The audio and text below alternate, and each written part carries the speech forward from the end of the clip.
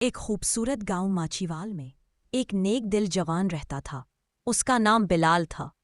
بلال بہت نرمی، محبت اور ایمان والا انسان تھا۔ اس کے پاس 3 پرندے تھے، ایک طوطا، ایک مرغا اور ایک مور۔ یہ تینوں بلال کے دوست تھے اور سب ایک دوسرے سے بہت پیار کرتے تھے۔ صبح سویرے جب سورج ابھی نکلا نہیں تھا، مرغا زور سے بولا، ککروں کو۔ بلال نے آنکھ کھولی، مسکرا کر کہا، الحمدللہ، میرے دوست نے مجھے نماز کے لیے جگا دیا۔ بلال اٹھا، ہاتھ منہ دھویا، وضو کیا اور سفید کپڑوں میں مسجد کی طرف چل دیا۔ اس کے کندھے پر طوطا بیٹھا خوشی سے بول رہا تھا۔ پورا ماحول سکون اور ایمان سے بھرا ہوا تھا۔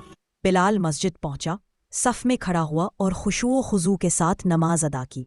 مسجد کے دروازے پر طوطا، مرغا اور مور سب خاموشی سے اسے دیکھ رہے تھے۔ پوری فضا میں اذان اور قرآن کی آواز گونج رہی تھی۔ باتیں کر رہے تھے۔ طوطا بولا، یہ سن کر مور نے اپنی دم پھیلائی اور فخر سے بولا، میں تو سب سے خوبصورت ہوں، مجھے کچھ کرنے کی ضرورت نہیں۔ بلال نے نرمی سے کہا، اللہ کے نزدیک خوبصورتی چہرے میں نہیں، نیت میں ہوتی ہے۔ مور چپ ہو گیا اور دل میں سوچنے لگا۔ کچھ دن بعد گاؤں میں تیز بارش ہوئی۔ ایک چھوٹا چوزا کیچڑ میں پھنس گیا۔ مرغا فوراً مدد کے لیے گیا۔ طوطے نے زور سے آواز دی، بلال جلدی آؤ، اور مور نے اپنی دم پھیلا کر چوزے کو بارش سے بچا لیا۔